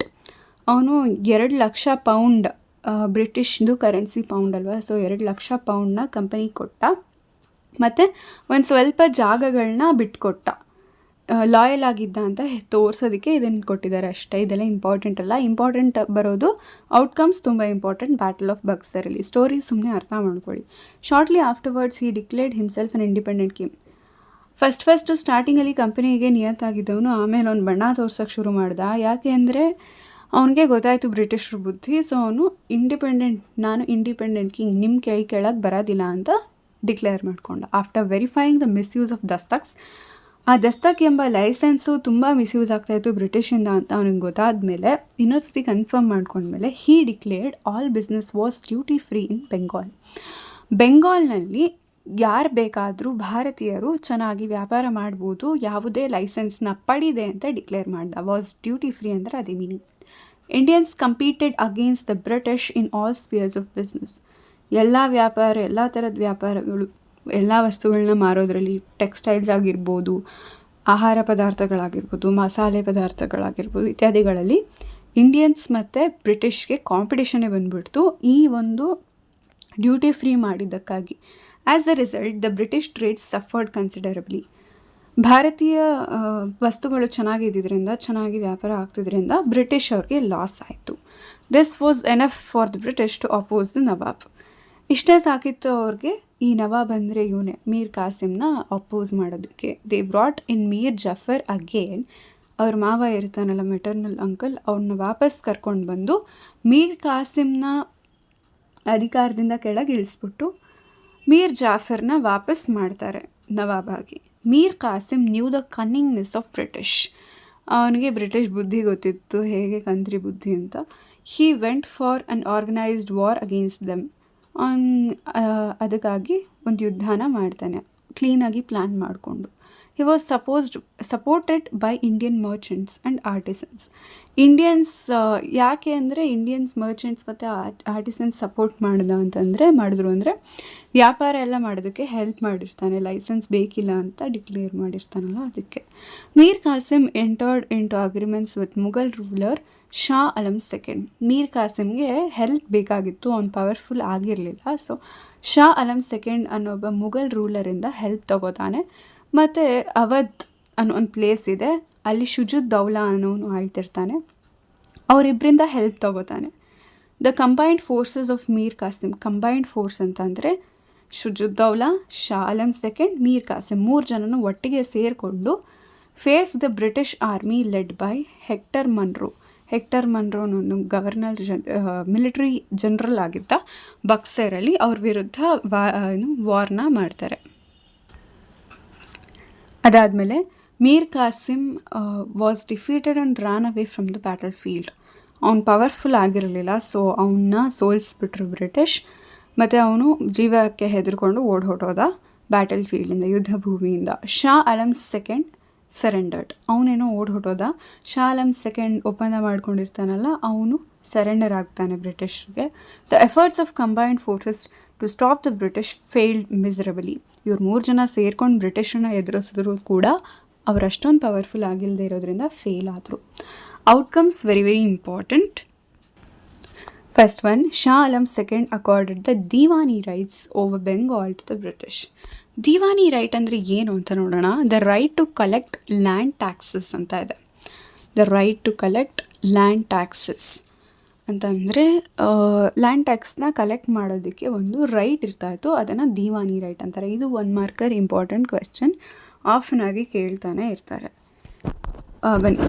Shah Alam second accorded the diwani rights over Bengal to the British. Shah Alam second surrender ಆಗಿರ್ತಾನಲ್ಲ, ದಿವಾನಿ ರೈಟ್ಸ್ನ ಬೆಂಗಾಲಿಂದ ಕೊಟ್ಬಿಡ್ತಾನೆ ಬ್ರಿಟಿಷ್ಗೆ. Okay. Shah Alam second gave away all the rights over Bengal to British for an annual fee of ₹26 lakhs. ಇರೋ ಬರ ಎಲ್ಲ rights, ಈ ಥರ ದಿವಾನಿ ರೈಟ್ ಅಂತ ಇದೊಂದು ರೈಟ್, ಇದೇ ಥರ ಬೇಕಾದಷ್ಟು ರೈಟ್ಸ್ ಇತ್ತು. ಟ್ರೇಡ್ ಮಾಡೋದಕ್ಕಾಗ್ಬೋದು, ಏನೇನು ಲಾಗಳೆಲ್ಲ ಆಯಿತು ಅದನ್ನೆಲ್ಲ ಬ್ರಿಟಿಷ್ರಿಗೇ ಕೊಟ್ಬಿಟ್ಟ. ಏನಕ್ಕೆ? 26 lakhs ಆ್ಯನ್ಯುವಲ್ ಫೀ ಬ್ರಿಟಿಷರು ಶಾ ಆಲಂ ಸೆಕೆಂಡ್ಗೆ ಕಟ್ತಾಯಿದ್ರು, ಅದರ ಬದಲಾಗಿ, ಆ ರೈಟ್ಸ್ನ ಬದಲಾಗಿ. Shujauddaula the nawab of Awadh had to pay war indemnity of ₹50 lakhs. Shujauddaula ಇನ್ನೊಬ್ಬ ಇದ್ನಲ್ಲ, ಮೀರ್ ಕಾಸಿಮ್ ಜೊತೆ ಸೇರ್ಕೊಂಡು ಯುದ್ಧ ಮಾಡಿದವನು, ಅವಧ್ ಅನ್ನೋ ಪ್ಲೇಸ್ನ ನವಾಬ್ ಆಗಿರ್ತಾನವನು. ಅವನು ಅಷ್ಟೇ ವಾರ್ ಇಂಡೆಮ್ನಿಟಿ, ಯುದ್ಧ ಮಾಡಿದ್ದಕ್ಕೆ ಲಾಸ್ ಆಗಿದ್ದಕ್ಕೆ ಎಲ್ಲ 50 ಲಕ್ಷನ ಕಟ್ಟಬೇಕಾಗತ್ತೆ ಕಂಪನಿ ಅಂದರೆ ಬ್ರಿಟಿಷ್ ಕಂಪ್ನಿಗೆ. With the death of Mir Jafar, company paid pension to his son. Mir ಜಾಫರ್ನ ನವಾಬ್ ಮಾಡಿರ್ತಾರಲ್ಲ, ಮೀರ್ ಕಾಸಿಮ್ನ ಇಳಿಸಿ ಅವ್ನು ಸತ್ತು ಹೋಗ್ತಾನೆ ಮೀರ್ ಜಾಫರ್. ಸೊ ಅವನ ಬದಲಾಗಿ ಅವನ ಮಗನಿಗೆ ಪೆನ್ಷನ್ ಕೊಡ್ತಾರೆ. ಪೆನ್ಷನ್ ಕೊಡೋ ನೆಪದಲ್ಲಿ ಇಡೀ ಅಡ್ಮಿನಿಸ್ಟ್ರೇಷನ್ ಬೆಂಗಾಲ್ದು ಇವ್ರ ಕೈ ಕೆಳಗೆ ಬಂದ್ಬಿಡುತ್ತೆ. ಹೀಗೆ the battle of Buxar made by the British real holders of power over Bihar, Bengal, Odisha. ಇದು ಇಂಪಾರ್ಟೆಂಟ್. ಎಲ್ಲೆಲ್ಲಿ ಇವ್ರಿಗೆ ಪವರ್ ಸಿಕ್ತು, ಬಿಹಾರ್, ಬೆಂಗಾಲ್ ಮತ್ತು ಒಡಿಶಾದಲ್ಲಿ. Even Awadh remained under their control. In 1765 Robert Clive brought in dual government.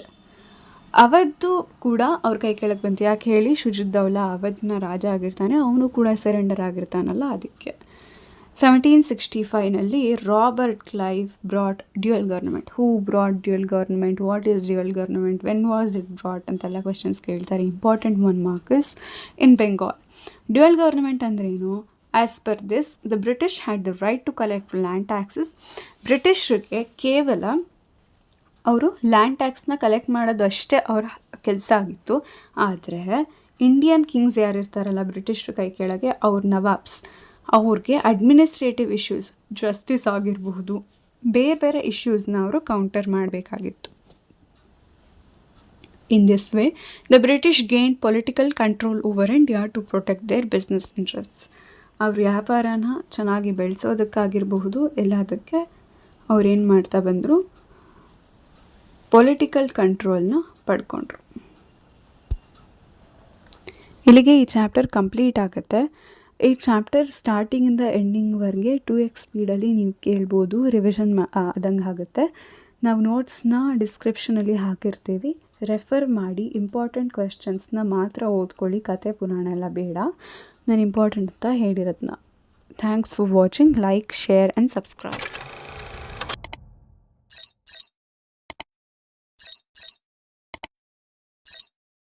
Thank you.